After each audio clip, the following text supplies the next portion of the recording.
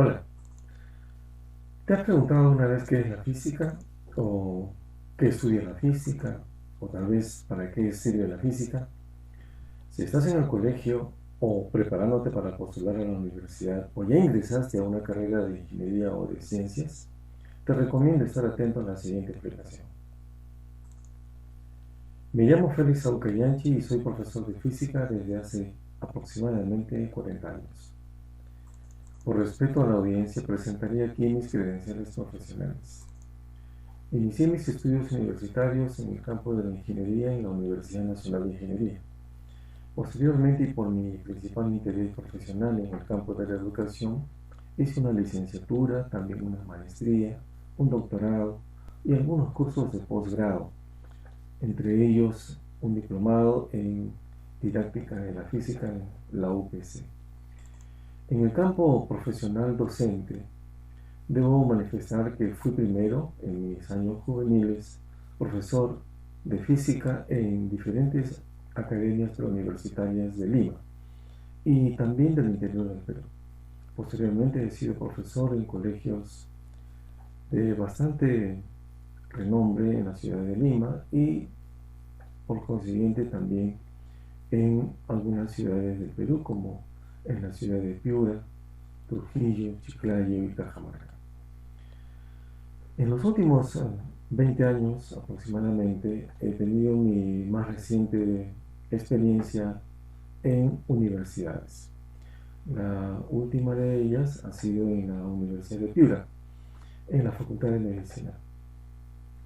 He participado en diferentes escuelas de ingeniería como el de la Universidad César Vallejo, el de la Universidad Peruana de Ciencias Aplicadas, UPC, en la Universidad San Ignacio de Loyola, en la UPN, Universidad Privada del Norte, incluso en la misma Universidad Nacional de Ingeniería y fuera del Perú, en la Facultad de Ingeniería de la Universidad Mayor de San Andrés, en La Paz, Bolivia.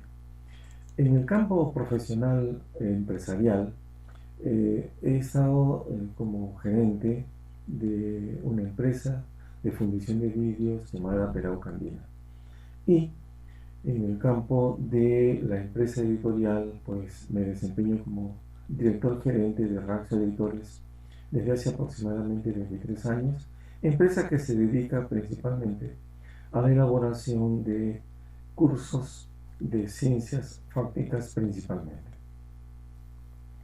A continuación describiré a grosso modo a qué se dedica la física como disciplina científica y para los propósitos de una formación en el área de ingeniería, recomiendo tener muy en cuenta los aprendizajes que se pueden lograr con el estudio de la física, tanto en el nivel escolar como en el nivel preuniversitario, para que en la universidad usted tenga un buen desempeño.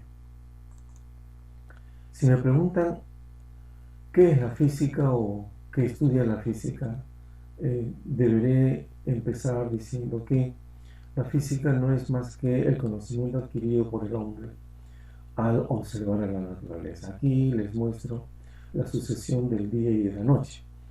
Esta simple observación, este reconocimiento de algo que ocurre de manera permanente, en forma regular, y con eso quiero decir del mismo modo, empleando la misma duración, es de eso de lo que trata principalmente la física cuando nosotros nos encargamos de observar lo que ocurre a nuestro alrededor.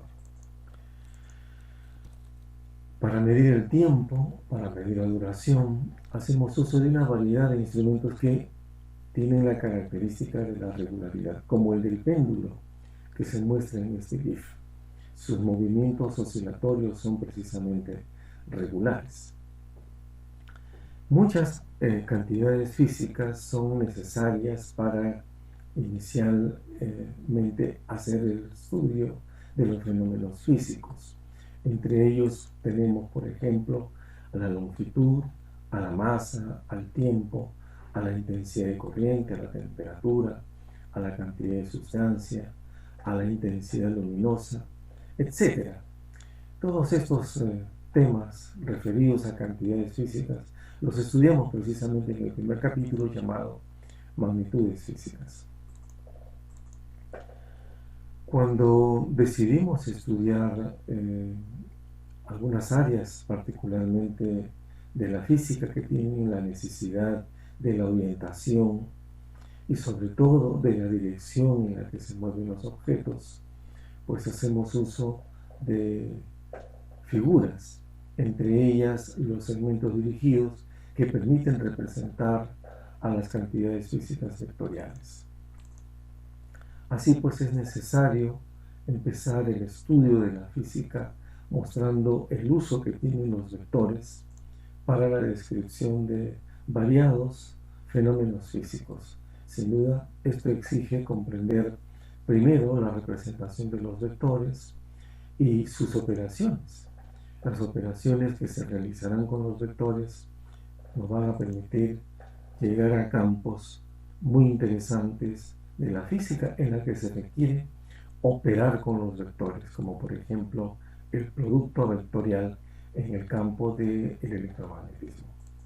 Esto se verá en el tema de análisis vectorial. ¿Quién nos recuerda haber observado y con bastante placer la forma que tiene el coyote para alcanzar al correcaminos? Su decidida acción nos permite mostrar al movimiento. Para estudiar el movimiento se requiere, por supuesto, la observación de los desplazamientos y los tiempos transcurridos. Esta regularidad que presentan algunos movimientos también las observamos cuando los movimientos cambian su rapidez. Estos movimientos se conocen con el nombre de movimientos variados y nosotros nos dedicaremos a descubrir cuáles son esas regularidades y qué ecuaciones nos permitirán prever los resultados obtenidos a través de estos movimientos. De los más conocidos es el movimiento de la caída libre, que en su momento atrajo la atención de muchos científicos, entre ellos Galileo Galilei. Y por supuesto no podemos dejar de mencionar el interesantísimo movimiento parabólico que describen los proyectiles. Esto se verá en el capítulo de cinemática. Empujar a la mamá le ha traído como consecuencia el movimiento de la madre y también el del niño, que es por una acción que él inició, pero que su cuerpo siguió moviéndose gracias a una característica, a una regularidad nuevamente, llamada inercia. El científico que inició un estudio bastante generoso de estos fenómenos fue, sin duda, Isaac Newton. A él le debemos una variedad de leyes y sobre todo la descripción de los movimientos a partir de cantidades físicas que él reconoció como la fuerza de gravedad, el peso, la masa, entre otras, y nos dio la manera de cómo medir las fuerzas, por ejemplo, utilizando cuerpos elásticos como los resortes. Veremos casos de movimientos enlazados a través de cuerdas, poleas y, por supuesto, también describiremos el movimiento circular utilizando las leyes que ofreció Newton, que las describiremos todas ellas, por supuesto, con el afán de describir también los movimientos. Una área muy interesante de las leyes de Newton son los cuerpos cuando estos no se mueven, presentándose un estado conocido con el nombre de equilibrio. También veremos casos en donde los cuerpos colisionan y también vuelven a aparecer las leyes de Newton para poderlas explicar. Esto se verá en el tema o capítulo llamado dinámica. Mover un objeto exige realizar una acción que en física llamamos trabajo. Las fuerzas generan movimiento y estos movimientos generados por las fuerzas involucran una serie de características y propiedades, entre las que citaremos, por supuesto, a la energía. La energía está asociada al movimiento, a las masas, a los cuerpos elásticos, a las fuerzas. Aunque los cuerpos no necesariamente se muevan, ellos poseen energía. Y así, por ejemplo, este caso muestra los diferentes tipos de energía, los que llamaremos energía de movimiento o energía cinética, energía potencial, gravitatoria por parte de la gravedad o energía potencial elástica por parte de los resortes deformados. Seremos capaces de poder resolver movimientos que involucran la participación de energía, de trabajo, de potencia. Sin duda seremos también capaces de, utilizando las leyes de la conservación de la energía, poder resolver intrincados casos como el que mostramos, un automóvil que pretende subir y bajar por una rampa circular. Esto se verá en el tema de energía mecánica. El caso que mostramos en este GIF de lanzar un barco al agua y evitar planificadamente que no se hunda, pues ha dado lugar a una disciplina científica que estudia precisamente las propiedades que tienen los fluidos. Entre otras cosas que podemos presentar es el estudio de la fuerza que hace sostenible a los cuerpos cuando estos están total o parcialmente sumergidos en los líquidos. Seremos capaces de estudiar los tubos doblados en forma de U que contienen líquidos y en equilibrio. Seremos también capaces de poder resolver casos complejos de prensas hidráulicas. Y como no, el principio de Arquímedes permitirá resolver los problemas de flotación con una serie de variantes como la utilización de los resortes. Y por supuesto, los fluidos no solamente los encontramos en la naturaleza en estado de reposo, sino también moviéndose. Estudiaremos aquí también la ecuación de Bernoulli, entre otras herramientas, para poder describir el movimiento de los fluidos. Esto se verá en el tema que precisamente se conoce con el nombre de fluidos o mecánica de fluidos.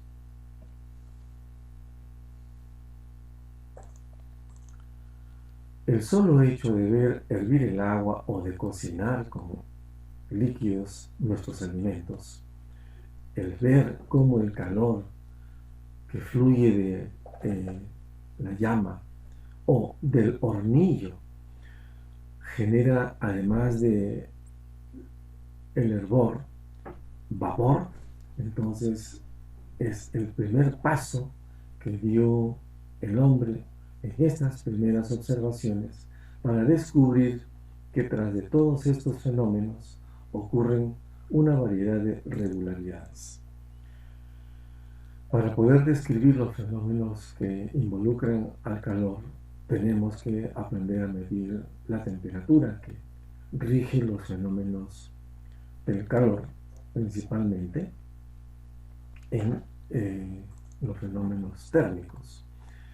Entre los fenómenos térmicos que podemos presentar y estudiar está la dilatación de los cuerpos debido al calor. También deberemos comprender cómo es que el calor se puede propagar. Y ahí tenemos las diferentes variedades como la conducción, la convección y la radiación térmica. Gracias al calor los cuerpos pueden cambiar de fase y conocemos estos cambios de fase en el colegio en los primeros años de la educación con el nombre de cambios de estado, cosa que corregiremos ahora en esta descripción del curso de física, ya en el nivel intermedio y superior. Usando calor podemos provocar que el agua hierva y que éste emita vapor, y usando el vapor podemos ser capaces de hacer instalaciones que permitan usar el empuje que produce el calor, generándose con ello máquinas conocidas con el nombre de máquinas térmicas. Todos estos fenómenos serán estudiados en el capítulo de calor, que incluye un tema fascinante como la termodinámica. Ver a la naturaleza en su lado más brutal nos lleva a contemplar, a veces con asombro, a veces con temor, a los rayos atmosféricos. Estos fenómenos producen regularidades y al conocer sus regularidades somos capaces de, por ejemplo, provocar que los cabellos se nos ericen por la presencia de la electricidad, precisamente. Tendremos que ser capaces de medir con qué intensidad se presentan las acciones eléctricas y ahí tenemos a la ley de Coulomb. También seremos capaces de almacenar la electricidad en dispositivos conocidos con el nombre de condensadores eléctricos y a su vez también seremos capaces de descubrir de qué manera nos podemos proteger de la electricidad, y de eso dio cuenta el gran Michael Faraday con su jaula de Faraday. Y como no, también seremos capaces de armar circuitos eléctricos usando pequeñas baterías como generadores eléctricos y ser capaces de producir luz utilizando un foco, una luz que por supuesto no es natural sino es artificial, y con ello introducirnos al campo de los circuitos eléctricos para poder generar luz en muchos lugares de habitaciones como las de tu casa, por ejemplo. Esto se ve en el tema llamado electricidad. Cuando el hombre fue descubriendo que en la naturaleza habían pequeños cuerpos llamados imanes, pues los moldeó y construyó unas brújulas que le sirvieron para primero orientarse en la superficie terrestre y luego, a partir de esta orientación, poder realizar viajes mayores, es decir, viajes a grandes distancias. Y la brújula, que es la que emplea al imán, le sirvió de mucho para esta actividad. Los imanes pueden orientarse gracias a que la Tierra está envuelta por un campo magnético, y este campo magnético nos protege de los rayos solares, algunos de los cuales son nocivos, y al expulsarlos de la Tierra, el campo magnético, producen estas partículas unos movimientos que se traducen en luz, que se pueden apreciar en los polos, principalmente el norte, con el nombre de auroras boreales. Cuando fuimos capaces de producir nuestros propios imanes, entonces el hombre fue capaz también de construir la acción de un imán sobre los cuerpos imantados, acción que conocemos con el nombre de fuerza magnética. Y esta fuerza magnética fue capaz de poder mover objetos, pero lo logró el hombre utilizando una batería, cables eléctricos, imanes, y así dimos el primer paso para construir los motores eléctricos. Sin duda, el generar electricidad a través de los imanes también fue el gran paso que dio el hombre en el campo de la tecnología. Hoy no sería posible que las ciudades tengan energía eléctrica si no fuera porque el hombre se dio cuenta que era posible convertir la energía mecánica en electricidad utilizando precisamente los principios de esta rama fascinante llamada electromagnetismo.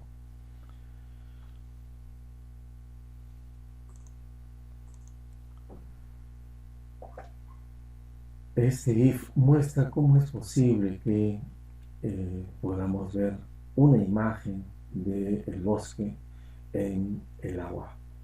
Esto se puede explicar gracias a que conocemos algunas propiedades de la luz.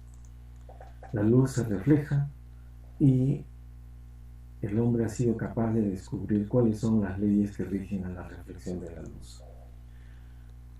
Y también gracias a que hemos sido capaces de descubrir estas propiedades que tienen los fenómenos luminosos, es que ahora conocemos los espejos esféricos y las leyes que los gobiernan. Cuando el hombre se dio cuenta de que la luz, además de cambiar de dirección regresando al mismo medio, cambiaba de dirección dentro de algunas sustancias, como el agua, que es un cuerpo transparente, descubrió otro fenómeno llamado la refracción de la luz. Estudiar este fenómeno nos ha permitido construir instrumentos como los lentes que sirven para poder ver y corregir la visión muchas veces.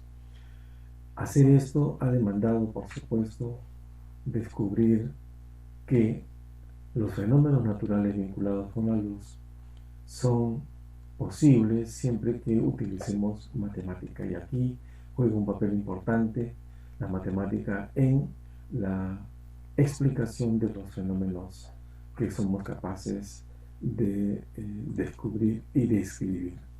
El ojo humano se comporta como un lente y cuando está mal, los lentes corrigen la visión.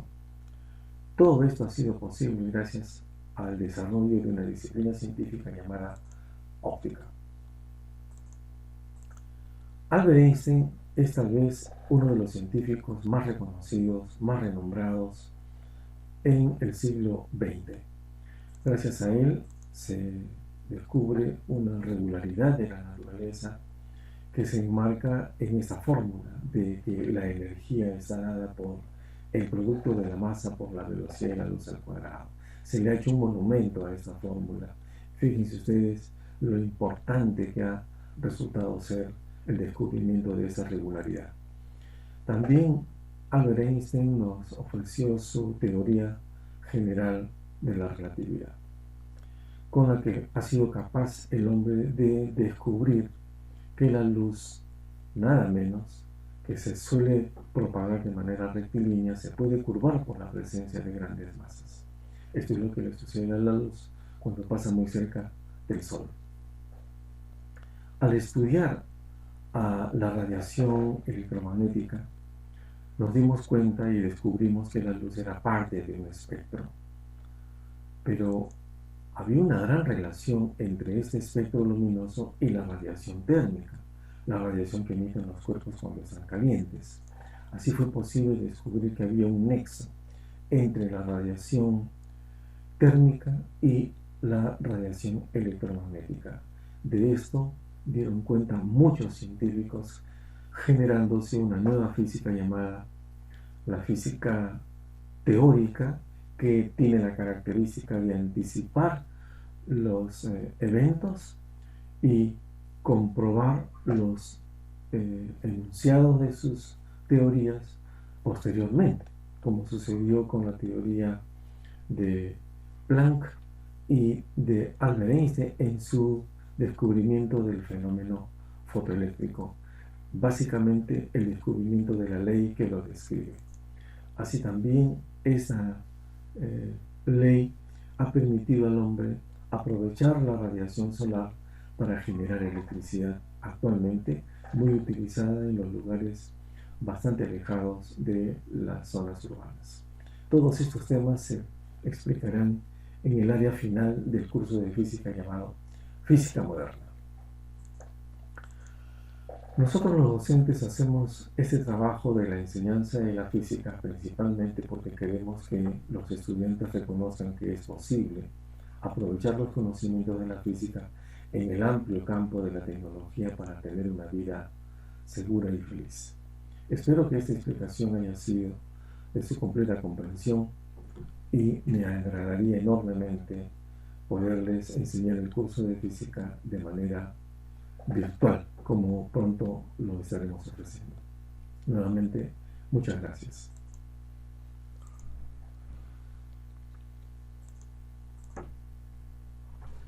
Para los interesados, aquí está una variedad de carátulas de los libros que publiqué durante aproximadamente 35 años. Si acaso alguno de ustedes requiere de algún material bibliográfico que ha producido Rastro Editores, pues los tenemos aquí a la vista. Y la manera de acceder a ellos es yendo a las librerías, y si acaso no lo puede hacer, pues puede contactarse con la editorial a través de los teléfonos que aquí se muestran y de las redes sociales. Nuevamente, muchísimas gracias por su atención.